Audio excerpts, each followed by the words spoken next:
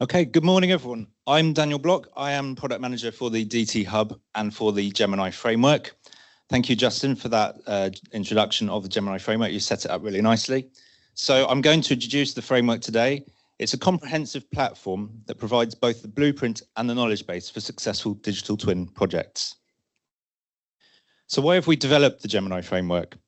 Well, the DT Hub has nearly 6,000 members, many of whom are actively developing or planning digital twins. On the Gemini call, we see examples every week of innovators finding and demonstrating new and ingenious ways of applying digital twin approaches and technology to challenges both broad and specific. However, the majority of these projects are still being developed in silos. The benefits of connecting digital twins have been much discussed, but we also understand the challenges of doing so. At the DT Hub, we're working on initiatives to address these challenges. We are in the privileged position of leading a community formed of the previously mentioned near 6,000 members, but we also hold a wealth of resources, research papers, and thought leadership content, all serving to inform and educate on the topic of digital twins. The goals of connecting digital twins and sharing knowledge for anyone looking to navigate the digital twin journey can be addressed by the Gemini framework. So what is the Gemini framework? It's a supporting structure based on a system of principles, concepts, and mechanisms around which digital twins can be planned, built, and connected. We started developing the Gemini framework earlier this year, working closely with the team at Mott MacDonald, who led a collaborative process to review the wealth of knowledge and resources on the DT Hub and create a logical hierarchical taxonomy and practical labeling system using the Gemini principles as the foundation. Alongside this, we engaged the DT Hub governance groups to contribute thinking around how such a framework could best be developed, taking into consideration efforts to complement rather than compete with existing frameworks. So what does that look like in practice? Following that initial stage of the project, we've developed a set of structured but highly interdependent pages to sit on the Hub in the format of a wiki, where each page contains significant relevant information in its own right, but has many links and references to the wealth of resources, both across the DT Hub and beyond. It will provide detailed descriptions and knowledge around theoretical concepts underpinning digital twins, such as public good or security, but will also document community knowledge of technical aspects, such as data sharing, sensors, or the semantic web, for example. These pages that are on screen at the moment are in development, and I'll let you know at the end how you can gain early access to having a look and contributing towards these. Alongside that, we have the practical centerpiece of the framework, the reference architecture. The Gemini framework is designed for DT Hub members to connect, compare, and collaborate on digital twin projects. The reference architecture provides a clear visualization of how individual projects fit into the broader digital twin picture, enabling teams to identify opportunities, fill gaps, and drive innovation. It offers a unified approach to mapping the data value chain that drives digital twins. It does this by tracking modular functions, technologies, data layers, and the links between them. In this system, data goes through several steps. It's collected, transmitted, managed, modeled, simulated, analyzed, and shown visually. Each layer is made up of common functions and technologies which apply at various stages of the process, as well as considering security and curation functions which apply to the whole project. The architecture is designed with separate layers that can work independently, but still allow data to flow between them. This design makes it easier to track services across different layers, simplifies how data moves, and makes it possible to see where data comes from and where it goes. The modular approach means that we have the potential to map fully operational digital twins, which cover all areas of the data journey, but we can also map smaller scale data projects, which may or may not be looking to evolve into something more complex. So this is how it works. Organizations can select the functions and technologies relevant to their digital twin project through a user-friendly web form. Our system will collate responses, providing valuable insights into the digital twin landscape. The collected data helps identify trends, popular functions and technologies, and areas needing development. So I'll briefly take you through the form now. So you'll enter the name of your project, and then once you've done that, you can choose the components from various layers which you want to select, which are relevant to your project. So you pick one and then a pop-up window will come up. You can put some extra information in the side, answer a few more questions about the component, such as if you're using a particular product or standard. Save your progress and move on to the next one. You'll build up an overview of everything that you've added, including by layers, and then you submit the form and it will show you your individual snapshots of your reference architecture at the end. And then there'll be a chance after that to submit a case study which accompanies your reference architecture. So we've talked about the wider community benefits of providing and sharing this detailed data about individual digital twin projects, but how can you benefit as an organization?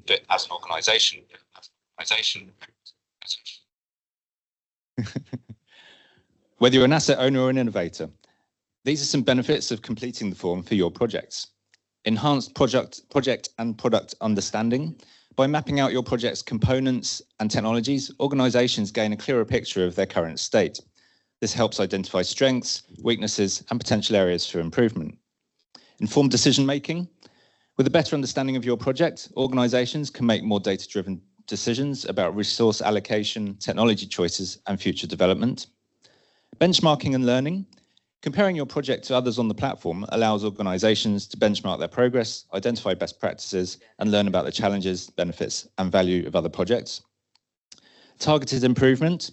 The form can pinpoint specific areas where an organization could benefit from additional capabilities or resources, helping them focus their development efforts. And opportunity discovery. So by seeing which technologies and functions are common in other projects, organizations can spot potential synergies and collaboration opportunities. So how does the reference architecture relate to other projects across the DT Hub? So as I've said, it will link closely to case studies. So once you've completed the reference architecture form, you're encouraged to also submit an accompanying case study, which ties together the technical data about how the project developed alongside the story of the challenges it solves and shared learning outcomes. And secondly, it has clear potential for links to the Gemini skills course with a focus on identifying gaps in capabilities. However, we're thinking bigger. At its core, the Gemini framework recognizes the critical importance of collaboration in the world of digital twins. As our cities, infrastructure, and systems become increasingly complex, no single organization can tackle all the challenges alone. By fostering a collaborative ecosystem, we can leverage collective expertise, accelerate progress, and tackle these critical epic challenges together. You may be aware of the Gemini Firebox program for showcasing collective innovation. And if you haven't yet watched Justin and Ryan's launch of Firebox back in July, I encourage you to go and take a look. We see the reference architecture as being the fuel for Firebox, particularly with the emphasis on connecting, comparing, and collaborating. We believe that the Gemini framework is an important step on that journey, and we'd like to encourage you to join us and complete the form and submit your case studies to the DT Hub. The form is now live on the DT Hub, and there'll be a link dropped into the chat for people online, and you'll be able to get that in the room as well. And we'll be putting a link for the evolving knowledge base of the framework too. So if you're interested in having early access to the wiki and having a look and contributing towards that, then please do so. We're very keen to capture the wealth of knowledge and expertise from all of you in the DT Hub community. We plan to launch the knowledge base at the CPC Summit in March of next year. So now's the perfect time to come forward and get involved. And early access will also grant you a first look at the innovative smart search function, which we've implemented too. Thank you very much, and I'll hand back to Simon.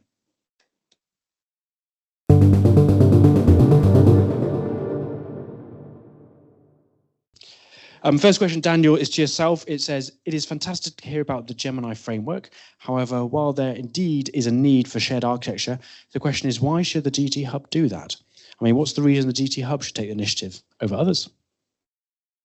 Is it working? Yeah. I think the answer is that we're best placed to do so at the DT Hub. As I said in the presentation, we have nearly 6,000 members in our community, many of whom are actively working on digital twin projects out in the real world. And we want to harness that knowledge and expertise. But also, because we're working closely with government, we're working with Innovate UK, we're part of the Catapult network, we're part of what's going on more widely as well. So I think that's the answer really, is that we're best placed to do so. So I don't believe there's an online community with more members in the digital twin community. That's very good. And helping to collaborate on the rules, compete on the game. Put something out there in absence of anyone else is a really good point. Our next question here, I'm going to ask to whoever wants to take it. Maybe Daniel, you can ask it first. Specifically, what are the top two challenges digital twin ecosystems face with respect to adoption and acceleration? People. I think making a business case for them and justifying why you need a digital twin, and also having an actual reason to use one, rather than coming in and saying, oh, I've heard about this digital twin technology, that sounds amazing, let's get one of those. Well, why do you want it? I don't know, it's cool. So I think it's communication of actually what are the benefits of them, and using them in the right scenarios. This is a question for all our speakers. To what extent are you using controlled vocabulary and naming conventions in your architecture? What standards are you using for these terms?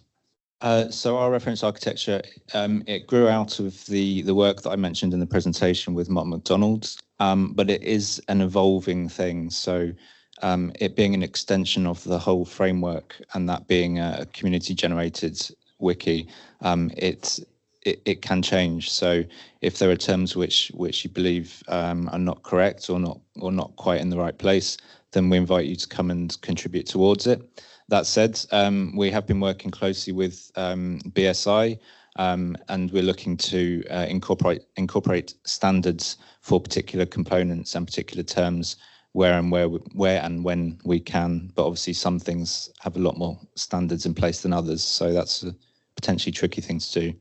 But yeah, it's definitely part of the architecture.